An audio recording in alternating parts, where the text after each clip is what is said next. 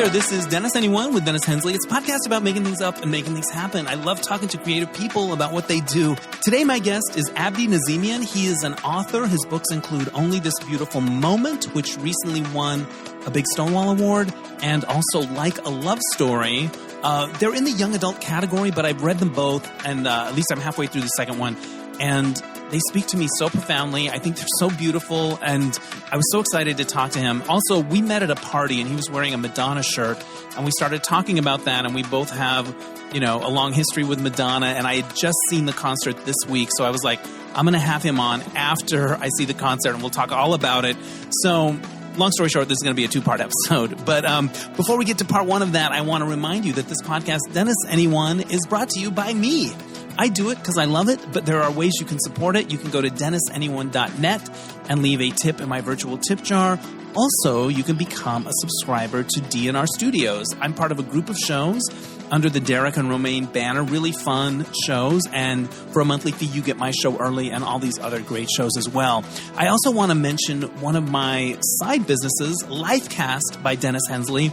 That is where I interview people about their lives like a podcast, put music into it, edit it, have these cool sections, and it becomes like an audio heirloom. And I found out this week, when I first launched the business a few years ago, a lot of my first clients were parents of my friends. So a friend's parent would be getting up there in age, and they'd be like, I want to get my parents' story down for posterity. I want to hear where they went to school and how they fell in love, and their whole story. So I would go and interview their parents and edit it together. And this week I found out that one of the people that I had interviewed had passed on.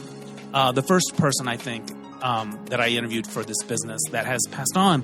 And the son just wanted to let me know how grateful he and his siblings were that they have that story down, that they have the Lifecast with their mother.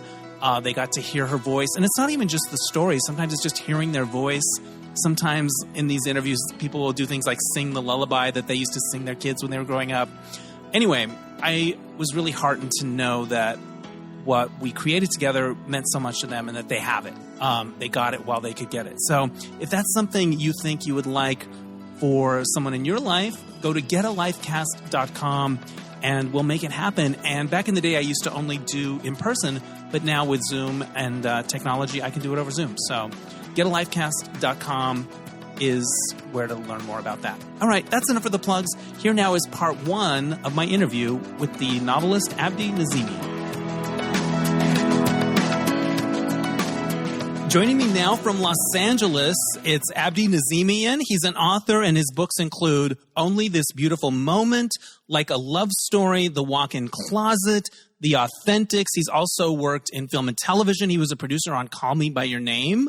And you've worked on other projects as well. The Artist's Wife, screenwriter, The Quiet. You've done a lot of cool stuff.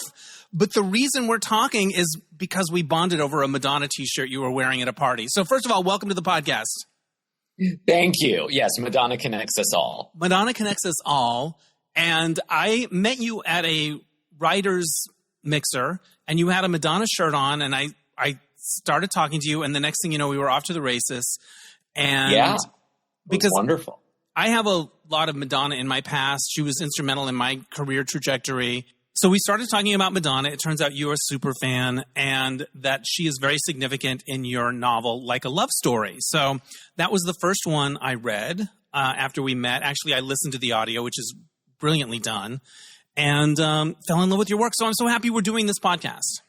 I am so happy. So happy. I obviously want to talk about my books. I want to talk about Madonna even more. Well, my notes are to talk about the concert first, because we waited until I saw the concert, the Celebration Tour, to talk about this. How many times have you seen it? The Celebration Tour? Yeah.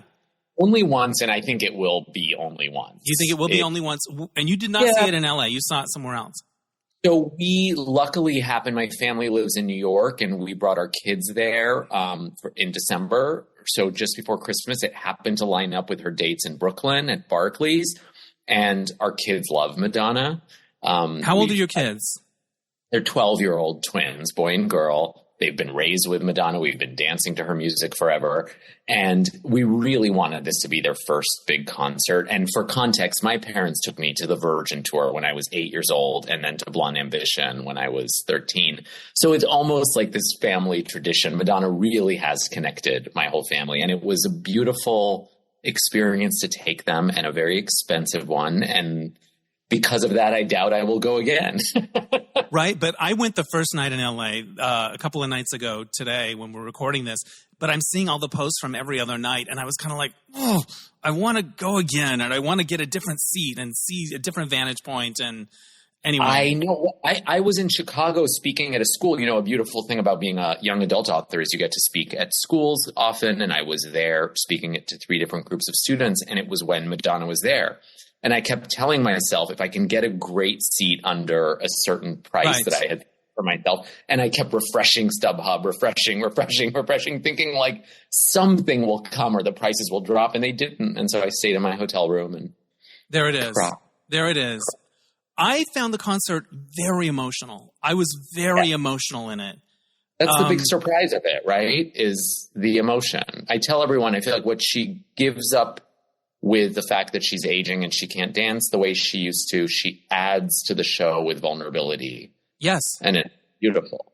She talks more than she ever has. You feel like she's more honest. Yes. You feel like a lot of the walls have come down. When she said nothing, she used to just be like, hello, Los Angeles, and that's all you get. Yeah, she talks, and her voice sounds different. Like, it feels like all of the affectation that would happen to her voice sometimes if she was living in London or whatever, and not that it was calculated, but her vocal, she just sounds like a real person talking now. Did you notice that? I did. I mean, it's, you know, the thing about Madonna and her shows is for so long, I feel like they were so precise. And that was some of what made them so special. But I think what's amazing about this show is there's these long segments where she just rambles. Yeah. And she kind of just says stuff, and you can feel her making it up as she goes along, and that's really new. I mean, there was some of that, I guess, at the Madame X tour, you know, but I feel like she's allowing herself to be more off the cuff, more vulnerable, more herself. Yeah. And it's special. I saw somebody post, like, I like this part, I like this part, and the parts I didn't like were any parts where she talked. And I was like... Oh, I saw that same post. And I was like, you don't understand shit. I was infuriated. And also we're like, quite have that response. But it just like incensed me. I was like, that's the gold. That's the gold, I thought. You know, I think this is the kind of thing where, and you think about somebody like Madonna putting on a tour like this, a celebration tour, singing her greatest hits. She has to balance out what the true fans like us want with what, you know, the dabblers. The dabblers. Or people who aren't even there because they want to be people who are there because they went with friends, or they went with work colleagues, or they got tickets for free. I mean, you don't know. Yeah. And I think she did that masterfully in this show. Like, in classic Madonna style, she sang the majority of the big hits, but she reinvented them her way. She also included songs that I was shocked made the set list. Like Bad Girl. Yeah. I love it.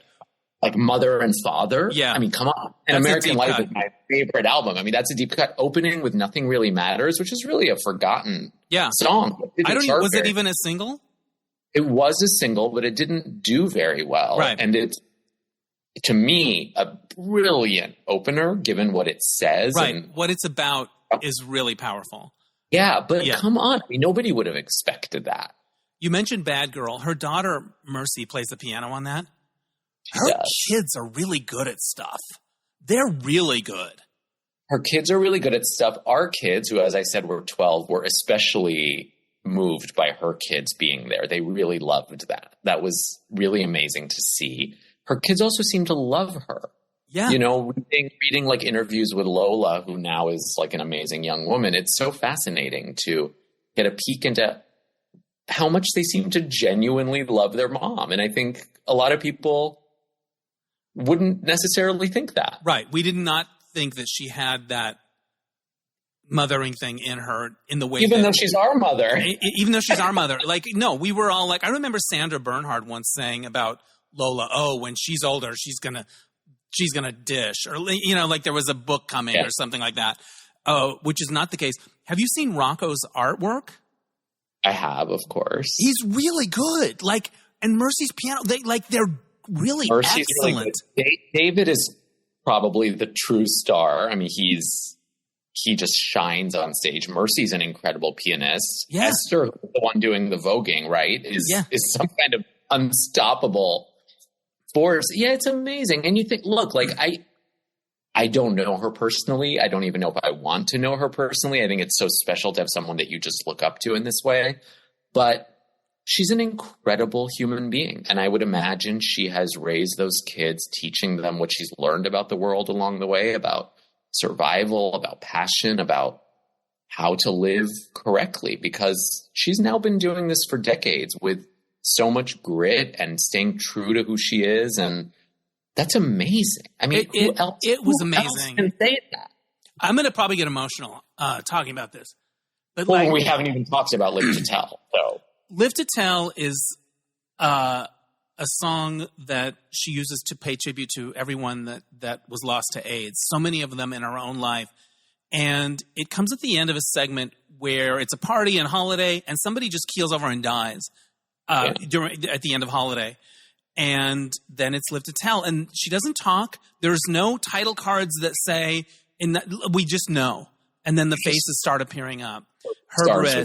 It starts with, I believe it starts with the faces that were closest to her. It's Martin Burgoyne carrying her Brits, and then it kind of builds out from there. And she worked very closely with the AIDS Memorial, which everyone should be following on Instagram, to collect those photos and to do it right. And I mean, to me, the whole sequence that, like you said, it begins with Holiday, which is this incredible celebration. I love the moment where it's mixed with Chic's I Want Your Love. I thought that was so cool. That choreography really pops. The choreography pops. She's so alive, and you sense who she was in the 80s coming back, this kind of like, you know, passionate, rebellious young woman who's embedded in the gay community. And then, like you said, someone dies. She starts singing the melody to Holiday, but in this really sad, haunting way. And then it's Live to Tell. And then you go into Like a Prayer, which is another one of my favorite numbers.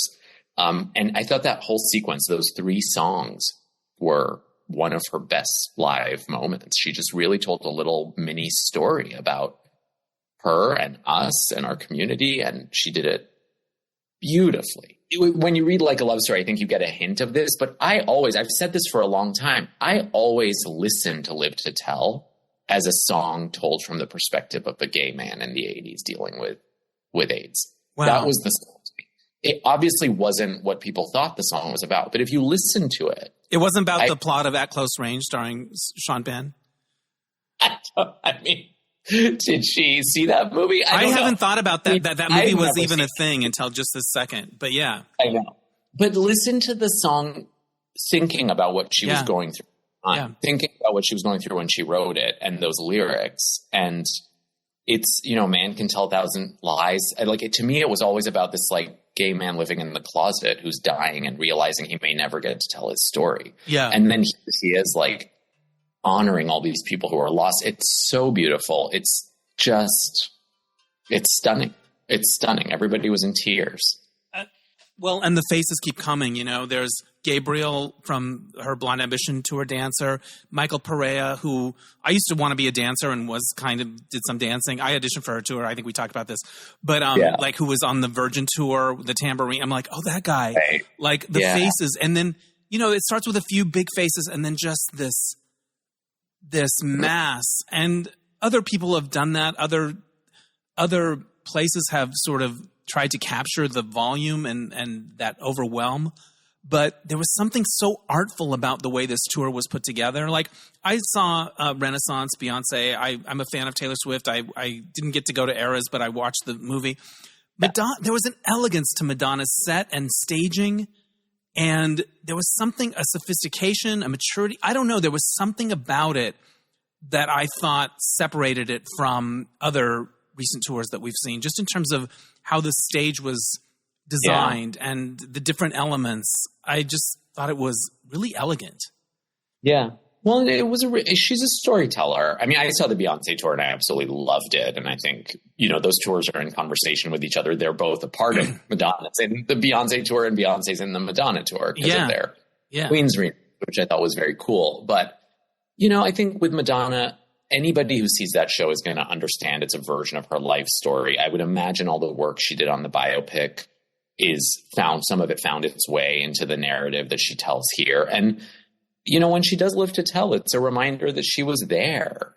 She was there. She lost her best friends, her mentor, the whole community. And she's honoring them in the way she knows how through this medium. I mean, she is a real master of telling a story through a concert. Right. And she was there for us in a way that not a lot of people were at that time. Always. Yeah. And truly back then, I mean, I was so young. I was, very sheltered, came from a culturally conservative community. I'm Iranian. I was an immigrant. I was not somebody who was exposed to, celebratory gay imagery, or all I knew about being gay was AIDS, because it's all that the media would talk about. And I was afraid. And it wasn't until Madonna really started to be vocal about it that I learned anything outside of fear and shame and stigma. She was the only one. And she would put things in her album notes, like safe sex practices and things like that. That's absolutely like a prick. That's how I found out about safe sex. What did your parents think when they're taking you to Madonna as a kid? Were they like, he likes this singer? Well, there's a scene in my book, Like a Love Story, where the mother, the character of Reza, who's very much based on me and is obsessed with Madonna, and in the closet, finally comes out and he says, "How could you not know I'm obsessed with Madonna?" And she says, "I thought you had a crush on Madonna." And he's like, "No, I wanted to be Madonna." I mean, I don't know if that's verbatim what happens in the book, but that's pretty much what happened in my life, where my mom said that, And of course, there was a part of them that probably thought I was just in love with Madonna, the way anyone would be in love with a, beautiful, desirable woman. They didn't come from a culture that had gay icons, in that way.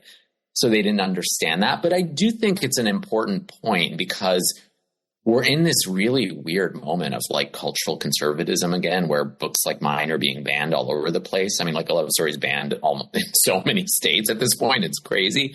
And, my parents were very conservative when I was growing up. They were culturally conservative. They were conservative in terms of how they voted and who they supported. And yet they never policed art. They took me to the Virgin Tour. They took me to Blonde Ambition, which was so gay. They bought me the sex book in high school. Wow. Did it fall apart or did it hold together? It fell apart, but it also made me very popular, because I went to boarding school, and when people found out that I had that book, they all visited me. I swear, owning that book changed my life. That's incredible.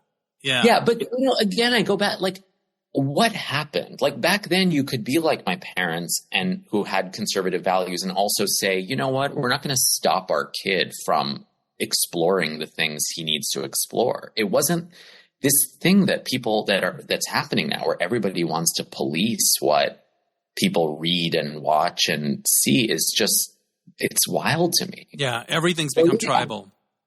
Yes. But no, my parents, my favorite story I tell about my parents, who have come quite a long way and, are not conservative anymore, but is that they took me to Virgin Tour and Blonde Ambition. And I think both shows kind of shocked them at the time. But many, many years later, they went to the Rebel Heart Tour on their own without me. And that just said it all. I was like, yes. You got them in. You got them hooked. I know. I love it. Another part of the show that really moved me is she sang Express Yourself with guitar, acoustic. Not to me, she didn't. She sang a different song to you. What did she sing? I Will Survive. Yeah. Which, to be honest, I loved. Yeah.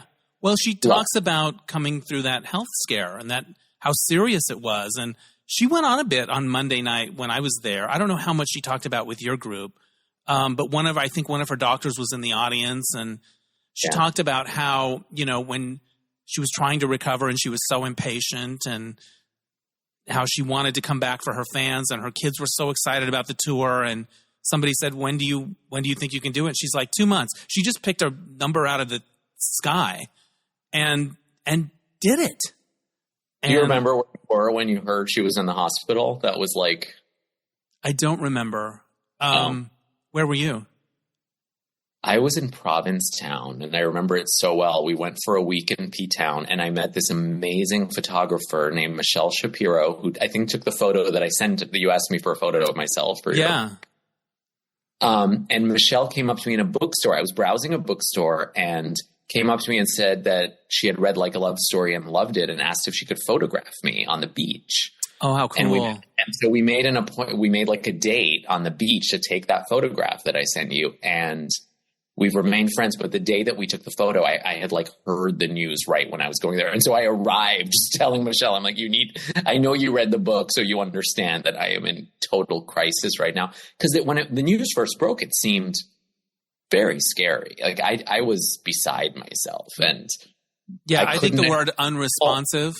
Yes, the word unresponsive. Yeah. And I was in Provincetown, which for those who don't know is, of course, a gay mecca. Yeah. And it was all anyone would talk about for 2 days until we got news that she was, going to be okay. But it was really special. And I feel like in a weird way, I look at that photo now, which I use often as a promotional photo. And I always remember that emotion that we were all feeling. Right. And also the way that you came to meet that photographer. Yeah. I got so emotional during Express Yourself because she had everyone turn on their phone lights. There was something about the purity of her voice and the message. Yeah. Yeah, I'm crying right now thinking about it. I could feel your emotion now. I know. I felt that during Live to Tell, and that whole sequence, like I said, is where I felt the most emotion. And I also felt, nobody talks about it enough, but the mother and father segment was so stunning to me because, for those who aren't going to get to see the show, she sings that song in front of this giant photograph of her mother. Yeah. And, I've always felt like it's interesting. I feel like there's so many different kinds of Madonna fans, and I'm definitely one who gravitates to like the darker sides of her. And I really feel like the underlying thing that connects so much of her art is grief and loss. It's the loss of her mother at a young age, and it's the loss of her whole community to AIDS. You just feel it in so much of what it does. And that's why I think she makes such great dance music too, is because there's a sense that she's dancing through something. It's not just frivolous. Like, to me, there's much like disposable pop music that I'm not interested in. Like, with Madonna, you feel that she's worked through something. She's earned the right to dance. And to see this moment, it's so moving to have her standing in front of her mother. And then I think at a point there's a photograph, her son David plays the guitar during that song. And then there's a photo of his mother. It's obviously Madonna's his adoptive mother, his birth mother. It's just so beautiful. I thought that was so moving. She really leans into vulnerability in moments in this show. Yeah. In our show, she talked about how draining the show was for her. She sort of acknowledged it. She goes, not physically. It's the emotional stuff because I really am taking you through my life. And another section where I really felt that was all of the sexual sections, that the thing that sort of turns into this giant orgy. And she's very, Fever is in there, Erotica, Justify My Love. And then at the end, she sort of gets pulled away and hauled off almost like by manhandled, almost like by police. And then I'm Not Sorry, Human Nature plays. And I was like, I'm almost as in awe of what she said about sexuality generally than I am about her connection to the gay community, just across the board. And there's a segment in your book, Like a Love Story, that resonates with this idea. And I found it incredibly enlightening because you connected two dots in my head that I hadn't really connected before, even though it's kind of obvious once you hear it. So talk to me a little bit about, there's this note card theme that recurs in Like a Love Story. Tell a little bit about the plot of it, and then talk about how the note cards figure in. And then I might have you read the note card about Madonna. So the plot of Like a Love Story it's a story about three teenagers in New York City in 1989 and 1990 over one school year.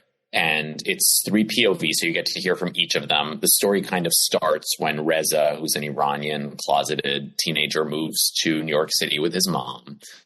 And he meets Judy and Art. And Art is the school's only out kid. He's like an activist at heart who's full of fire.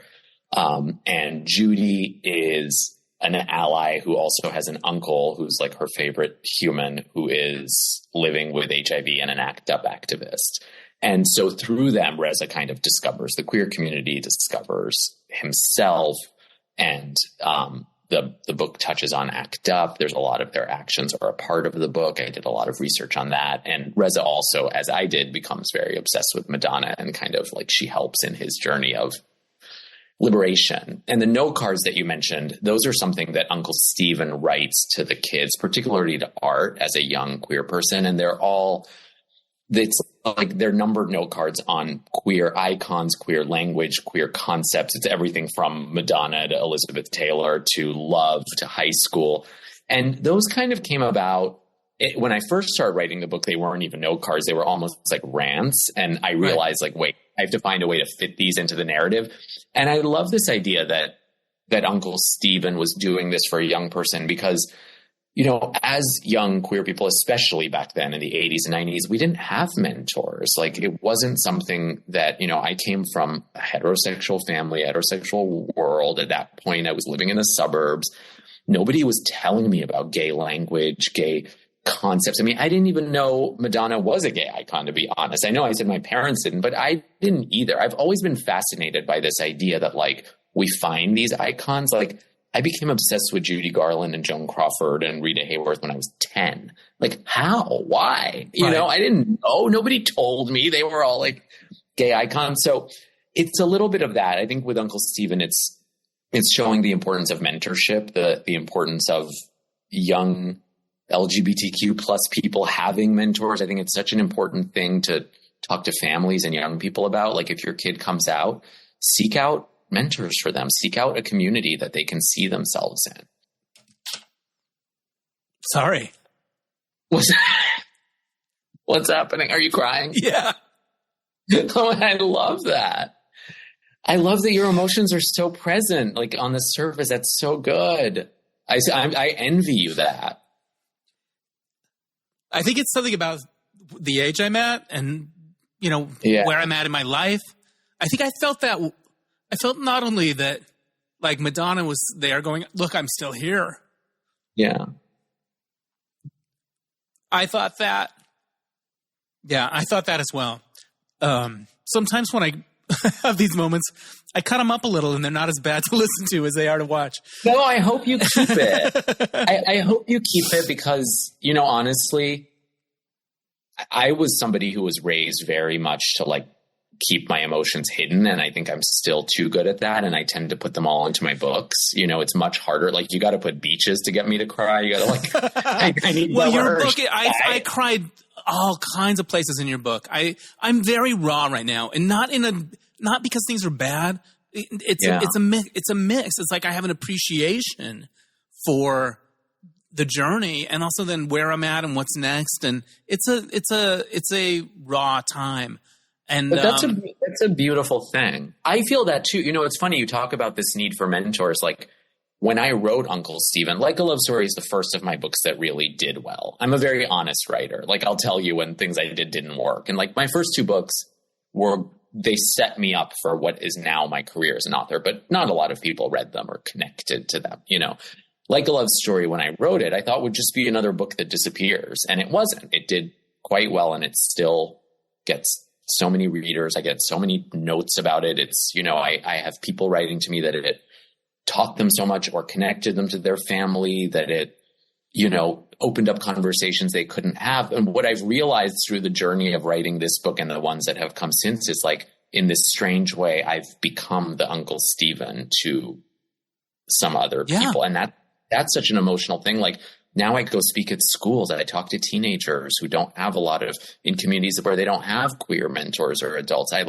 I'm telling them about their history. I'm the older person. Yeah. I'm writing about being young, but I'm actually like turning into the mentor figure I wish I had. And that's a really wild, emotional, amazing thing that if I were someone who could just cry, I would cry too right now thinking about it. I'll cry for both of us.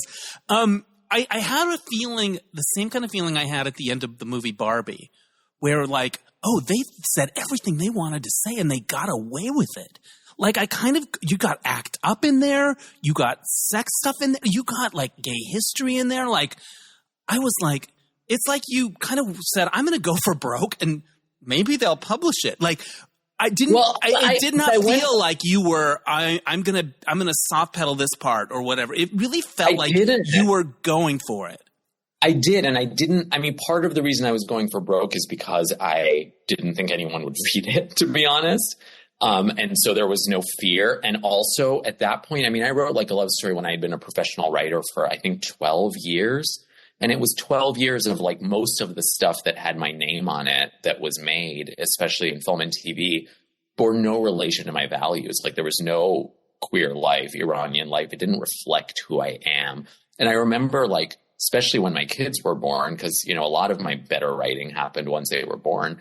I started to feel like, my God, I don't want my kids to grow up and someday Google the stuff I've written and be like, oh, that's who our dad was. Like, I want to write something that tells them what my heart is and what my values are. And so much of that, I mean, I did go for broke in this book. And probably that's why it's being banned, because all that stuff is in there and people are scared of the real emotions that come with talking about our history and gay life. And you can't write a book about HIV and AIDS and not talk about sex. Right. You can't. One of my favorite scenes in the book is when Stephen and Jimmy, there's kind of two mentor figures in the book, Stephen and his best friend Jimmy, who are both ACT UP members. And they take Reza and Art aside and they give them like the birds and the bees talk, but for gay men. Yeah.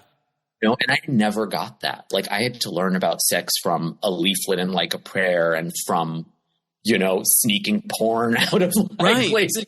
Dude, nobody would talk to us about sex. It was just like, if you have sex, you'll die. That was it. That was it. And sex ed. Or there's the fantasy that you did have it and it was hot and everything went perfectly.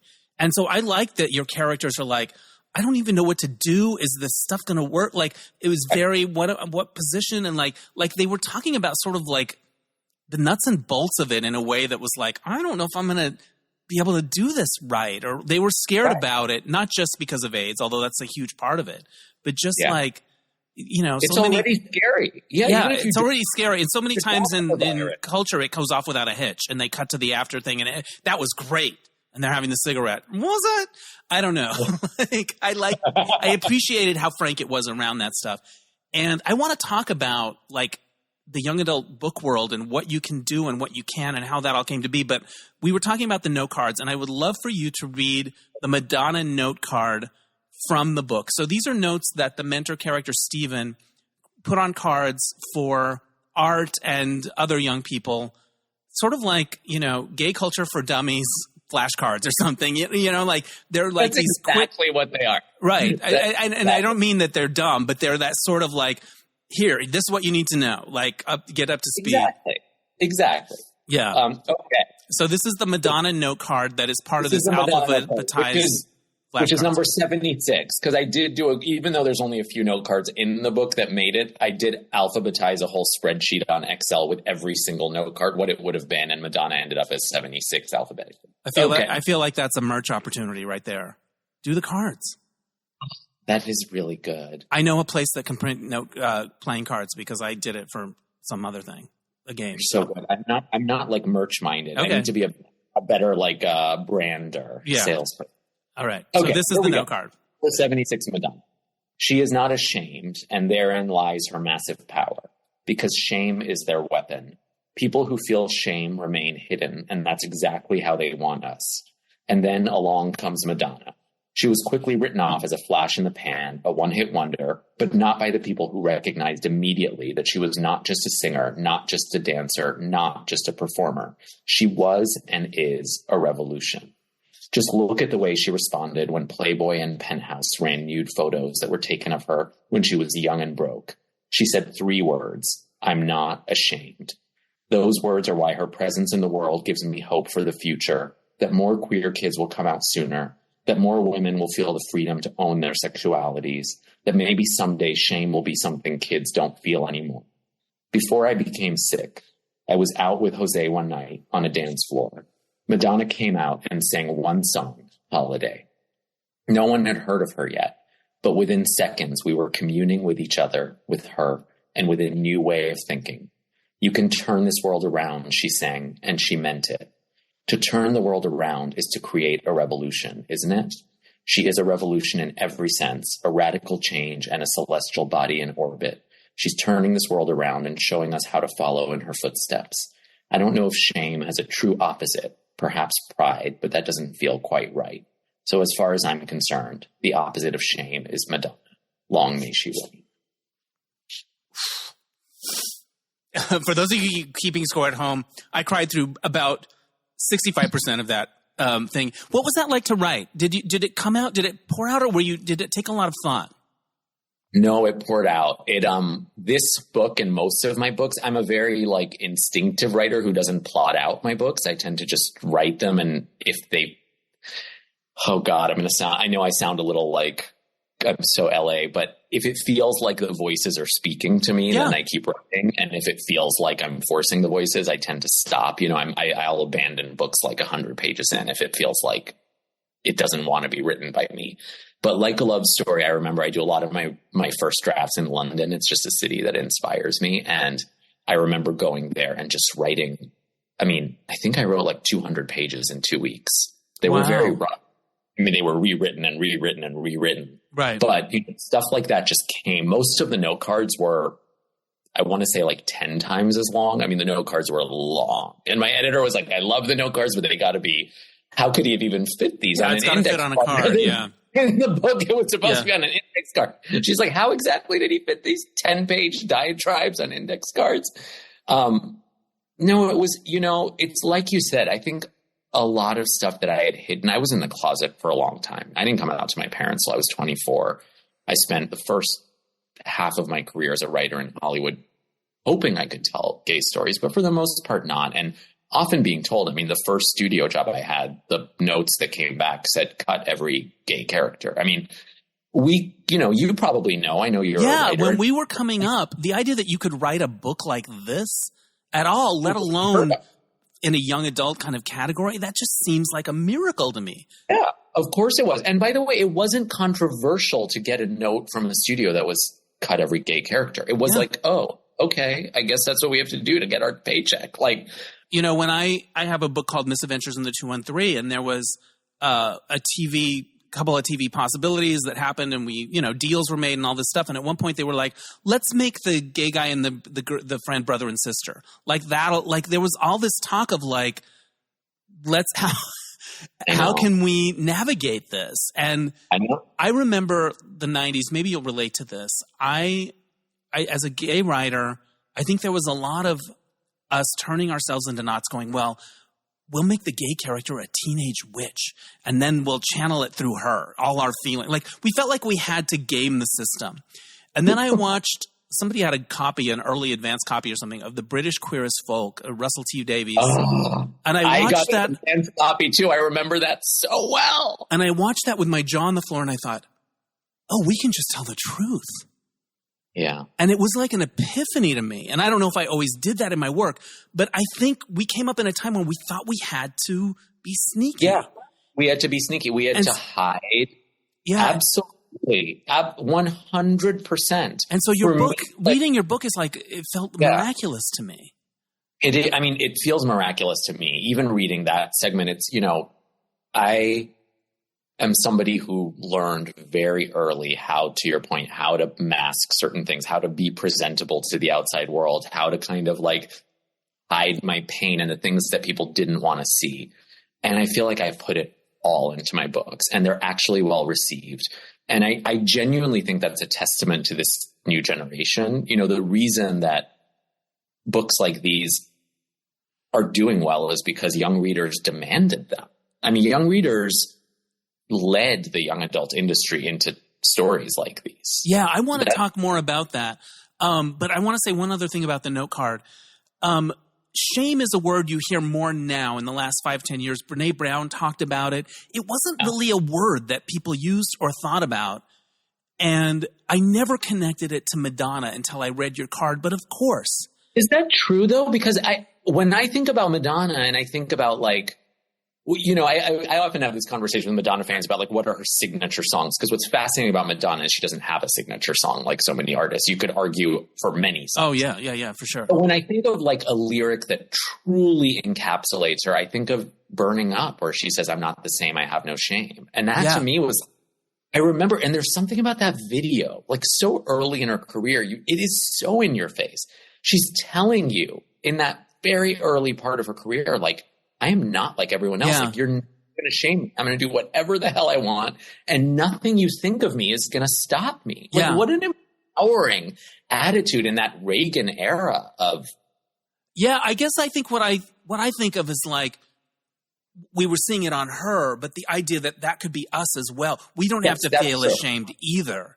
And how much of us feel that all the time in some way.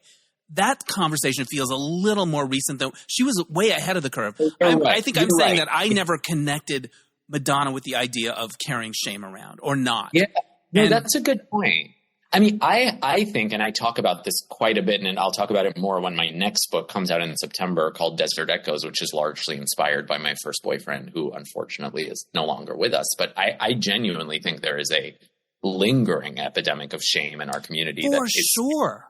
Comes from the HIV and AIDS era of gay men of our generation who did not think they would grow old, who did not know and weren't given the tools and have ended their lives. I mean, we have way too many friends who are not with us anymore. It's shocking. I mean, if I told you the number, I'm sure it's the same for you, like the number of suicides, overdoses in our community, it's just, it makes me so sad, because I think that shame is hard to shake off, Yeah, it's a real thing. And reading it the way you put it, I thought was so powerful. And it is, for me, the stuff around the sexuality in her concert was almost as powerful as any other part. Like, because I think my attitudes around sex generally were, I was raised Mormon.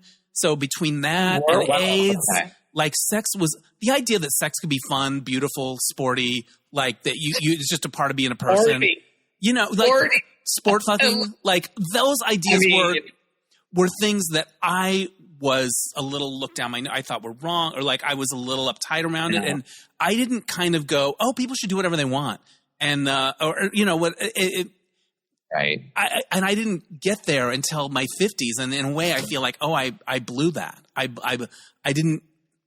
I don't know, if I could live my life over, I would try to think differently about sexuality, for sure. Yeah. Well, I mean, I know you probably know this, but you still have a lot of life left to live in there, and you're still a vibrant person. Thank you. Who happens to be part of a community that seems to really love older gentlemen. So it's not too late.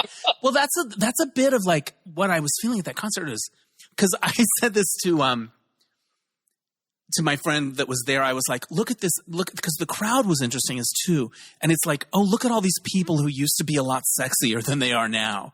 Because we're all of a certain age, like that you could still kind of see the swagger, but we're all a little older. I found that poignant. I found it sort of moving. I found the whole thing really moving in ways I can't quite articulate. I know. You know what? It's so funny. I was ready to give you a counterpoint and tell you like, oh, you know what, like so many of us are sexier now and blah, blah, blah. And maybe we are. And I'm certainly more confident in my body now, but I don't want to give a counterpoint because I often feel the same way. Just the kind of outfits that people wearing and pulling off and like. I know. But I think in a deeper sense, what we're really talking about is the fact that our generation did not get to explore our sexuality freely in the years where our bodies were most sexual and young. And I often think about that, and I talk to many of the gay men of my generation about it. Like, I spent the vast majority of my teens and 20s celibate. I just was afraid. Long stretches in my life, for sure. Yeah. And and you look back at pictures and you're like, oh, I was cute. I know. And I thought, you know what? I thought I was so unattractive.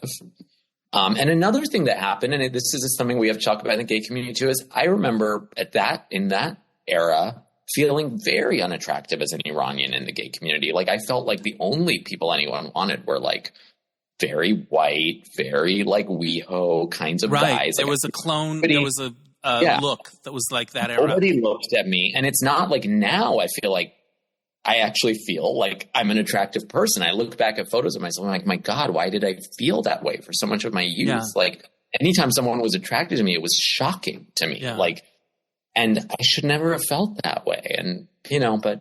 And I think what's moving to me about Madonna is that she understood all of that. She is so smart and so in tune with humanity. I mean, you have to be an artist of her caliber for so long. And I really do think, you know, we talk about musicians, people compare. I'm so over like whatever's happening in the culture where everyone's like pitting these artists against each other. It's so boring. But to me, Madonna's not even like it. She's a true artist who understands the human soul and reflects it back. And if she's upset people for 40 years, it's because the things she reflects are often uncomfortable for people. And she sees it. I think she saw us before many of us saw ourselves. Yeah, for sure. And I also think her sort of resilience, like I can keep going. And if I can keep going, you can keep going. You know? It's so inspiring. I mean, when I was in Provincetown and got that news about her being in the hospital unresponsive, that was so much of what was going through my head is I don't know who I'm going to be without her inspiring me to keep going. I mean, she is the one. Like when I'm going to a big meeting that scares me for some job I want, I blast Madonna.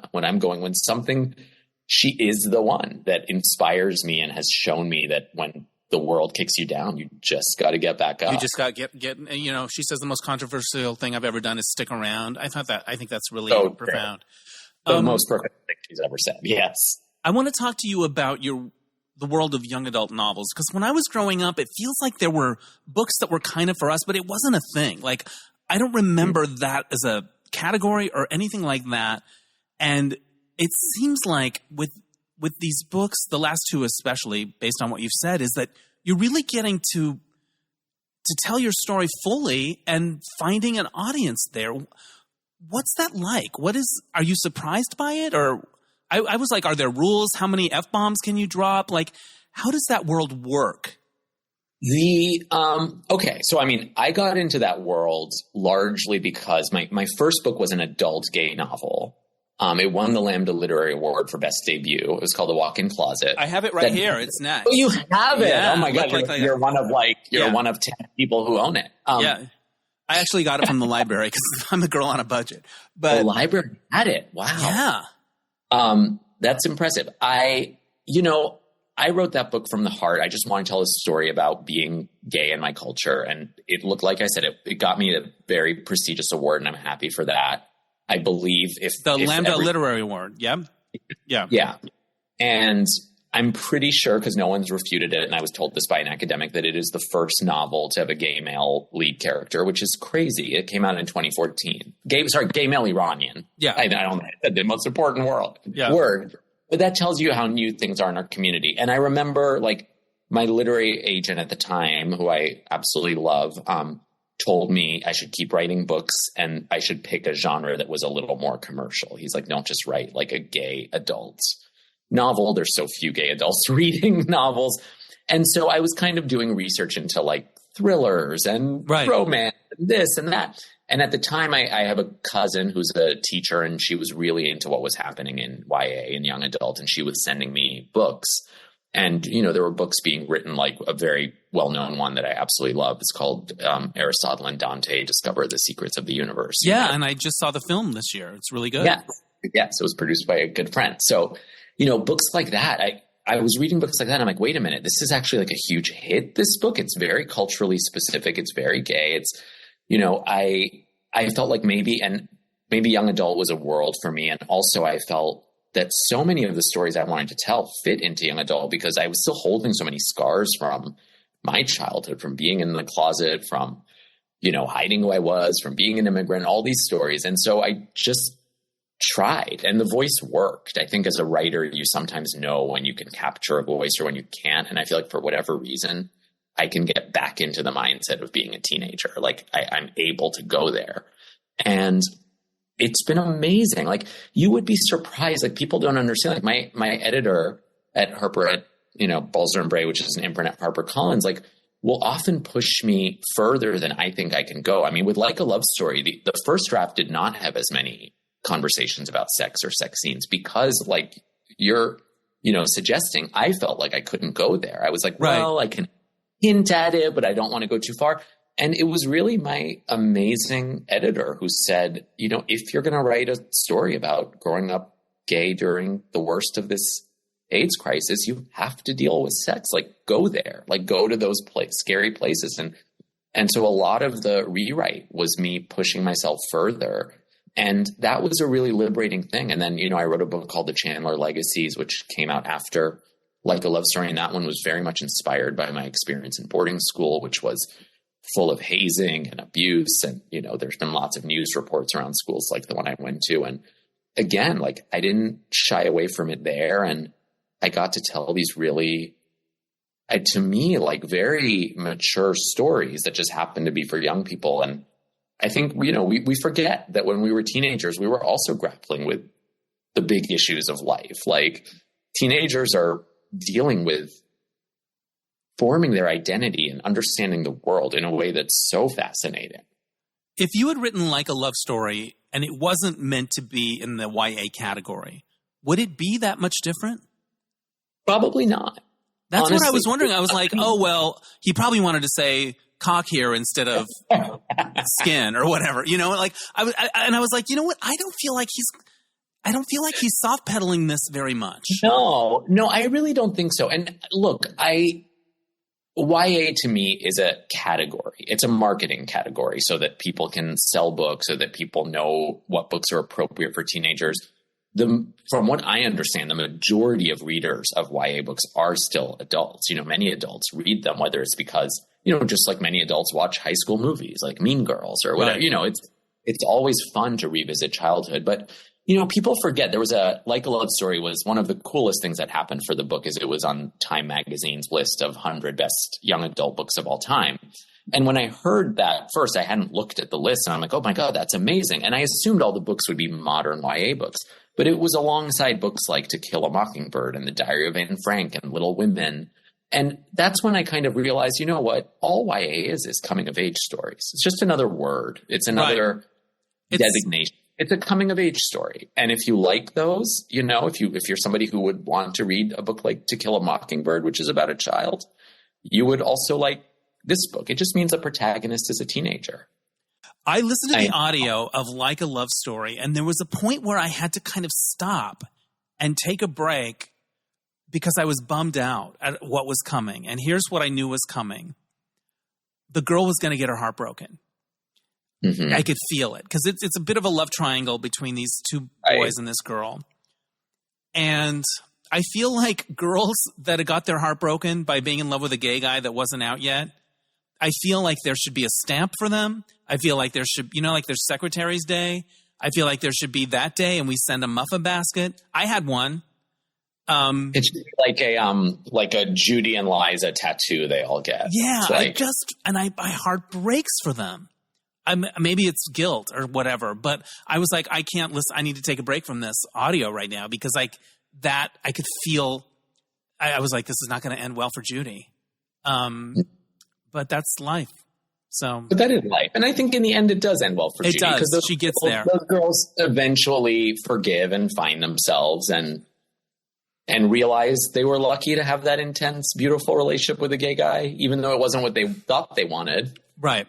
But it made life more special. Yeah. But you wrote about it so vividly and you go into the voice of each of the different characters. So you see everything through each person. And I was just like, oh.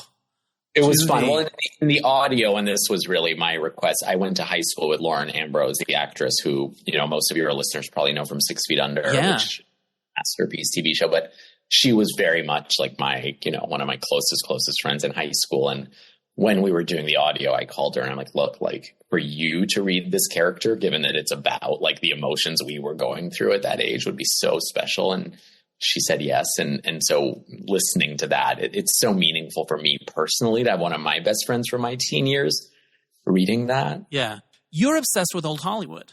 It's in both books. Obsessed. And how did you get obsessed with it? I mean, this is so strange. I have to say, I think partially it was probably Madonna, because by the time I got obsessed with old Hollywood at the age of 10. By that age, I was very obsessed with Madonna. I'd seen the Virgin tour. We moved to the U.S. when I was 10. Where did you move to? So we moved to the suburbs of New York, to Scarsdale and Westchester. And we moved from Toronto. And in Toronto, I lived in an apartment building with a lot of Iranian cousins and friends. And then other cousins were in the apartment building next door. And I was so happy there because I was surrounded by the people who understood me, understood me culturally. And when we moved to the suburbs of New York, it was just us. None of my cousins were with me. I really didn't fit in. I felt, it was very hard to move to the United States without my cousins who got me. And so I would just come home from school and hide in my room. And one day my parents didn't have a lot of VHSs, but they had one VHS of the worst Marilyn Monroe movie called Let's Make Love. And I watched it. I did a deep dive in Marilyn a few years ago for a podcast project. Yeah. Watched Let's Make Love. Don't hate it. Really? Don't hate it. The musical numbers are genius. I like the conceit of it too. I like the. You do? I did. I did not because all of the writing about it is it's the worst. I didn't hate it. So there's that. I mean, what makes me laugh about it is first of all, why did my parents own it? I've asked them about it. And they said, we don't know. But also, so I watched it. And I think probably I was curious to watch it because of Madonna, because at that point she'd referenced Marilyn Material Girl. But I just became completely obsessed with Marilyn Monroe. I remember my mom driving me to the video store and just going home with renting every Marilyn movie. Yeah. And, within a week, I've deep dived in Marilyn, and then I'm I need more. And so I go to the video store for more old movies. And I think the next one I got obsessed with was Rita Hayworth, who I was a real, when I was young, I was deep in Rita Hayworth land. Put the blame on Mame. And, Gilda remains one of my top 5 movies of all time. But, it just became a true obsession. I would tape TNT back then was what TCM is now, but they had commercials, and I would tape movies when I was at school, and then I would come home and watch the movies I taped, and I would organize them. This is so wild to think back. I was 10 when this all started. I would organize everything I taped alphabetically by female movie star, Bacall, Dietrich. Oh, so good. Madness. And then there was this magazine back then called Hollywood Studio Magazine that I wish was still around, which was all about old Hollywood. And in the back of Hollywood Studio Magazine, there were these ads, because a lot of stuff wasn't available. Just like now, there still isn't stuff available. But, I remember I was such a completist. I was I have to watch every Dietrich movie, and this is one, The Devil is a Woman was impossible to find back then. You couldn't see it. And, there were these ads back then of and you could write to people. I was 11 years old, writing to people from the back of this being do you have a copy of The Devil is a Woman, or do you have a copy of Letty Linton, which I still haven't seen. I need to get my hands on Letty Linton. Would people send you things? Yeah. Well, you have to buy them. You have to and I would send them, and I got, what else did I do? Oh my God. I wrote fan letters. I got responses. I wish I could. I got responses from Jimmy Stewart. Okay. Doris Day. Nice. That tracks. Well, yeah. Yes. But I was a nut, I loved, it baffles me when I think back to it, because there was no internet. I wasn't learning it because I knew it was gay culture. There's actually a book I'm really fascinated by I think it's called How to Be Gay. And a lot of it is about this gay code that a lot of us find that we don't even realize is gay. And it uses Joan Crawford and Mildred Pierce as a particular touchstone. But I think I remember when I saw my first Joan Crawford movie, it felt the same way as seeing the Lucky Star video, which is what made me fall in love with Madonna. I think back to the Lucky Star video, there wasn't anything that gay about it. It's just Madonna dancing with 2 guys. But something in me knew, I knew something about her and about myself when I saw that video. It changed me forever. Yeah. I remember there was a TV movie called The Girl Most Likely To with Stockard Channing. Oh, sure. Where, Joan Rivers directed it, and it's kind of a black comedy, and she gets revenge. I remember seeing that and being able to recount it plot point for plot point to friends. And I think that was one of those things that are I don't think straight guys are after the ball game at Dairy Queen going, you guys, I saw this movie last night, was this woman named Stockard Channing, and here's what I just don't think they're doing that. But do you know what's so funny is that when I went to boarding school, I was so obsessed with Mommie Dearest. We were laughing about Mommie Dearest when I was like 11 years old. I understood it as a comedy. And by the way, our daughter doesn't, but our son understood it as a comedy when he was like 10 too. Right. Because we quoted and he wanted to watch it. But when I was in high school, I got the entire school obsessed with Mommie Dearest. I had a like boarding school Mommie Dearest party. People showed up with like wire hanger marks on their bodies and like in full costume. And then the best, I feel like your listeners will appreciate this story. I was a senior at the time at a very like, you know, New England fancy boarding school. I have this huge Mommie Dearest party. It's like epic and everyone's talking about it at school because it's not exactly what people normally do at a New England boarding school. And the next day, I think she was a freshman, this girl I'd never seen before, comes up to me and she's like, my godmother is Faye Dunaway. You have to write her a letter about this. Like, she's going to love this. So I write Faye Dunaway the most epic letter. It's many pages long. I burned the edges so that the paper was all like, I mean, I was so dramatic. I was so like such an emo kid. I bought all the original Mommie Dearest lobby cards. I wrap it all in this I bought these like old Hollywood calendars. I wrapped it all in this and I sent it home to Los Angeles to spring break with this freshman. I'm worried about this because she doesn't like to talk about it. You should be worried. You could be triggering. You should be worried. Oh, I'm so scared of where this story is going to go. She came back from spring break, and I was hoping she was going to like autograph all the right. And I'm like, how did it go? And she's like, Faye like commented on how beautiful the wrapping was, and then she like opened your letter. She's like, this is so gorgeous. And then she started reading it, and she said she threw it, or ripped it, or threw it. Oh my God! Said never talk to me about that movie again. I knew that might be where it was going. I'd heard tell. And I will say, as obsessed as I was with Faye Dunaway and Mommie Dearest before that happened, after that happened, it was like deep obsession. I love her so much. Yeah, that's almost what you want. It's almost what you want. It's exactly what and that's the thing that is so funny. It's like I've met all these celebrities who are so lovely to me, and like the one I'm obsessed with is the one who ripped up my fan letter. Yeah. Well, you almost want Madonna to be a little bratty to you. Maybe not current Madonna, but there was an era where that was kind of her thing. Do you want my almost met Madonna story? Sure. Your listeners will like this one too. So when I was 13 years old, I lived in France when I was from between the ages of 2 and 7, and my grandmother stayed in the south of France her whole life. So we would spend the summers there. And one summer, we were there during the whole Blonde Ambition tour in the south of France, which is where they were filming Truth or Dare, where they filmed the HBO special. Right. And live in Nice, the ringlets, not the ponytail. I was 13 years old. I was in the closet. We didn't even know. I had seen the Blonde Ambition tour in New York at this point. Still didn't quite piece together that like all the dancers were gay. We hadn't seen except Oliver. Well, yeah, except Oliver. All of the Persian girls were in love with Slam. Yeah, I was in love with Slam. It was great. I mean, I was in love with Slam. And in any case, turned out the hotel we were staying at was not where Madonna was put up, but where the crew and the dancers were put up. So they were all there. Nikki, Donna, the dancers, the crew members. We were going crazy. Like Jose and Luis and all those guys were like dancing in their underwear in the lobby. And I mean, it was the 13-year-old's dream. But Madonna wasn't there. And then one day I'm in my hotel room, and my friend like bangs on the door and is like, Madonna's in the lobby. You got to run. And I literally like, I'm in my boxers. I grab my camera. I run down. And by the time I get there, she's leaving and she's like going to the dock. There's crowds and security, and it's a peak of her fame. And I fucking run. I have these photos of her that I actually posted on Instagram that like from a day no one's ever seen photos of. And anyway, but the best part of the story is that for the like 2 seconds Madonna was in the lobby, she sat next to my aunt who could give a shit about Madonna. And my aunt turns to her and she says, "Are you Madonna?" And Madonna's response was, "I wish I was Madonna. She's so beautiful and talented and popular. She's a superstar." And then she puts on her sunglasses and walks out. And that's when I'm like running.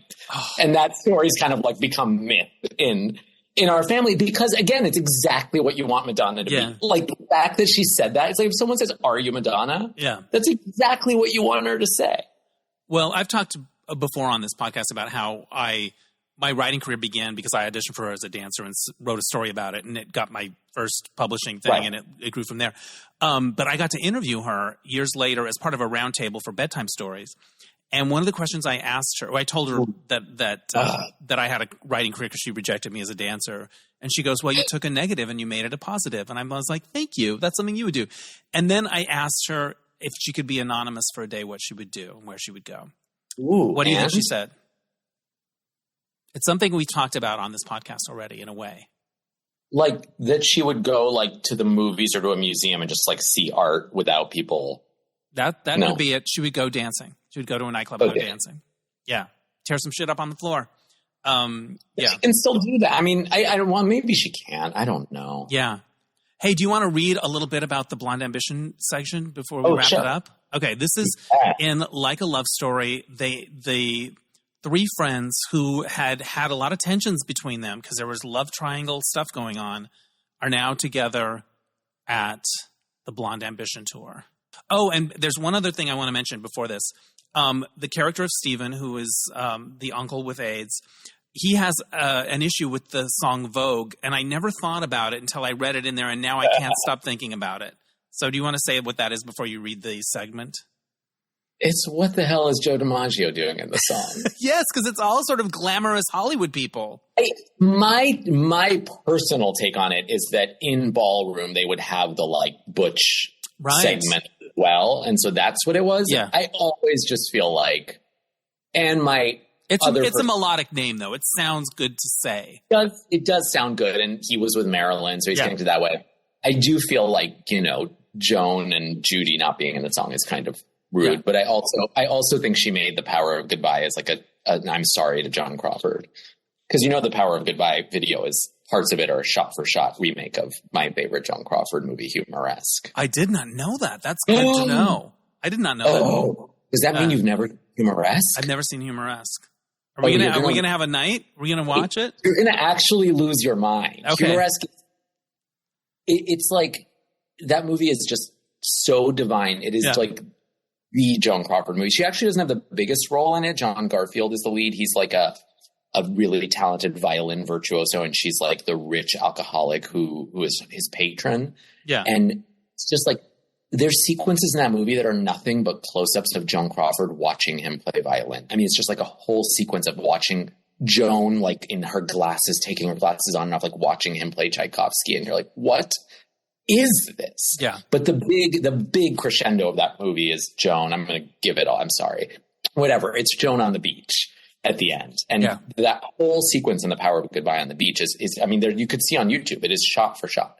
Oh, I love it. All right. I'm edified. I need to look that up. That's why I also love Madonna as a student of, I love what Madonna references. Yeah. I love like when she takes movies like Metropolis or Humoresque or this, or, she's such a student of art. She like. Well, even the Marilyn homage at the Sooner or Later Oscars with those movements and the fur flying and the. I can't. The Sooner or Later was. I still get chills. Do you remember how she was so nervous her hands were shaking? I interviewed Vincent Patterson for this. I was so nervous. Podcast talking about it. Vincent? You did? You interviewed him? Yeah, it was a two-parter like yours because we go deep. I'll send you the link. Yeah. And me. That is so cool. Yeah. I also interviewed a guy named A. Ashley Huff who wrote a book about the Match Game, but guess what his next book is about? What? Mommie Dearest. And it comes out soon, and he needs your story in it because it's too good. I'm going to try to connect you. It may be too late. Okay, try and connect for the paperback. It's like a behind the scenes. I think so. Yeah, and his Match Game book was no joke. It was thick, and it had everything you would want. Yeah. One of the coolest events I went to, I'm sure he'll write about it, was on the 25th anniversary of Mommie Dearest at Town Hall in New York City. They had this event where they screened the movie with Christina Crawford in the audience as all the gay men. Every gay man in the audience is like saying every line out loud. And then afterwards, Rex Reed and Lip Synca recreated Joan's last interview there in that same spot. And Lip Synca lip-synced every word of the fucking interview. What an amazing event. Oh my gosh. It was, and as part of the event, Christina was there, but as part of the event, Rutanya Alda, who played Carol Ann, she read her journals from the set, which were all about how awful Faye was. Oh. It was I mean, it was the most amazing night. Yeah. The most. Faye Dunaway kept me waiting longer than any other interview subject in my career. Although once we sat down at the Ivy, she was okay. She was good. But to interview Faye Dunaway at the Ivy? I did. Yeah. I mean, your life is yeah, cool. You got a pretty cool life. Well, I'm still here. So as Madonna says in her concert, when she talks about just like, here, we're still here. I got, there's something about that just being there right. That is, I found incredibly powerful. All around. All right. Read a little bit about Blonde Ambition from the book, Like a Love Story. Okay. The lights dim, and in an instant, the crowd goes wild. No one more than me. We scream in unison like a tsunami of sound that we are sending over to the stage, which practically vibrates with energy like a mating call. We are calling our goddess to us. Lights flash. An electronic beat begins. An industrial stage is revealed. Male dancers with sculpted bodies appear on stage, chains around them. And then she is in front of us, singing Express Yourself. No, she's in front of me, because there's no one else in this room but me and Madonna. I cannot take my eyes off of her for the first half of the song. But midway through, Judy bumps into me. She dances, feels the energy, and we look at each other, both singing along. A moment passes between us. Maybe she, like me, remembers wearing that Express Yourself lingerie and how horribly that turned out for us. By the time the next song, Open Your Heart, begins, I can feel something in Judy thawing, like the song is literally opening her heart. Judy smiles at me, a smile of forgiveness and empathy, a smile full of history. Here in this stadium, we are dancing, we are singing, we are forgiven, we are glowing, we are understood. I glance at Mrs. Bowman a few times during the show. She watches with fascination, but with no sense of connection. When Madonna masturbates during Like a Virgin, she covers her eyes with her hands and yells, "Oh no, this is too much." It certainly is too much, Jimmy says with glee, and that's why I love it. But the show takes a turn when Madonna sings Like a Prayer. She begins the song by simply looking up at the heavens and calling out, "God?"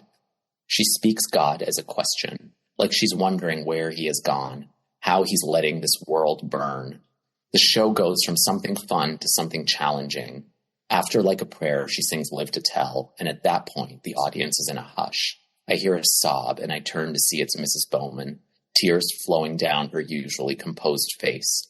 One by one, we all turn to Mrs. Bowman, shocked to see her crying. Judy holds out her hand, and her mother takes it, squeezes it hard. Judy cries too now, and soon I do too, and Art, "Oh God," Mrs. Bowman says, still clutching Judy's hand. She rests her head on Jimmy's shoulder, her tears moistening the velvet of the jacket. He comforts her. It's hard to hear her words over the music, but I think she says, "He won't live, will he? He won't live to tell anything." "Shh, baby, it's okay," Jimmy says. "Cry it out." And she does. I do too, because I'm so filled with emotion, so much love. For Madonna, for the dreams she allows me to dream through her magnificence. For Art, whose hand I'm clutching so tight, who I can't get enough of. For Judy, my first friend. For Jimmy, who I once feared touching. For Mrs. Bowman, who is so kind. And yet there's still fear. Fear that Stephen and Jimmy will be gone soon. Fear that all these beautiful dancers on stage with Madonna will be gone soon. Fear that this celebratory holiday we are experiencing will end. Fear that just as my life is beginning, it will come to a violent stop. Will it grow cold, the secret that I hide? I feel it all in the 2 hours that Madonna graces us with her presence. Joy and pride and love and fear and anger and passion. And one emotion I never thought I would feel. Faith. Yes, faith. Because if the world could bring together this woman with these songs and these dancers in this place with me in it, then creation must be more powerful than destruction. I'll stop there. Oh my gosh. Just to clarify, Mrs. Bowman is the sister of Stephen, the character that has AIDS and may not have much longer when this scene is taking place. Beautiful, beautiful, and it just sort of and then to be in this moment where we almost lost her and we didn't. I know, she's here. And I didn't even think about this, but I haven't reread that passage in so long because, like I said, I don't reread my books, but it's almost eerie to think of the sequence in the celebration tour that goes from Holiday to Like a Prayer to Live to Tell. Cause those are the idea that the holiday is ending and Like a Prayer to Live to Tell. It just goes to show also, I think, for all of her reinventions, Madonna has stayed so true to her core self and her core values. And she's still giving that same message to us. Tell people how they can find your books and find you. They can find the books wherever books are sold, or hopefully at your local library. But, I love supporting a local bookstore if you can. And they can find me at Instagram. I'm AbDaddy. I'm also AbDaddy on Twitter, and I have a website. And what's your website? Name. Your.com. Abdi Nazemian. Yeah, AbdiNazemian.com. Abdi, I'm looking at my list. I have so many more questions for you. So do you mind if we do this as a 2-part interview, and this will be the end of part 1? I would be honored to be a 2-parter. All right. Thank you so much. All right. That was part 1 of my interview with Abdi Nazemian. Tune in next week for part 2. Lots of more fun, interesting, moving conversations. And maybe I cry. I don't know. I cry all the time now, as it turns out. And I might even cry in this story that I'm going to tell you now. So this happened. So I got to do some interviews on the set of the show 911 recently. Short interviews, but one of the people I got to interview was Jennifer Love Hewitt. And I interviewed her back in the day when I was writing for magazines multiple times. I know I profiled her for Movie Line. I did the cover story for her, for Detour with her. I did a cover story with Sky Magazine with her. Like, we had a thing going for a while. And so I didn't know if she would remember me. It's been 25 years, probably at least. And she did remember me. And she was very warm about it. She's like, I know you. We've known each other forever. And she gave me a hug. And it was a sweet moment. And while they were setting up the lights, I said, I remember we went to Universal Studios together. We went on rides as part of the story. Not a lot of actors would do that. She goes, well, not a lot of them are as big a dorks as I was. And then there was a moment while they were adjusting a light or something where she was just kind of looking at me and she goes, we're still here. And I found that so moving for some reason. I think it's because I'm at a place where I'm questioning my choices, where I am like, can I still make a living doing this stuff? Do I need to switch gears? I don't have any regrets, but I am a little bit like, what am I doing? This isn't a sustainable life. And it's not just me. It's in the air. And it's not even a sad thing. It's just a very raw thing, I think, which you've probably picked up on if you've listened to this podcast a bit. It should be called Cry for Help with Dennis Hensley. But anyway, there was something very moving about her saying that to me. And because I think it's not easy to be a person in the world generally, but also kind of pursuing things that are unpredictable and difficult, but it can be really great sometimes. So anyway, thanks to people call her Love, her friends call her Love. Thanks for Love for that little moment of something that was really meaningful to me. All right, that's enough talking for this week. My mouth is barely moving anymore. I want to give a shout out to Oscar Rosario for mixing the episodes. My theme music is by Mark Daniels for placement music. I also want to get a plug in for the Mismatch game happening in Palm Springs on Friday the 15th at Oscars Palm Springs. You can learn about that at the Oscars website. Hope to see you there. And we'll catch you next time on Dennis Anyone. Bye.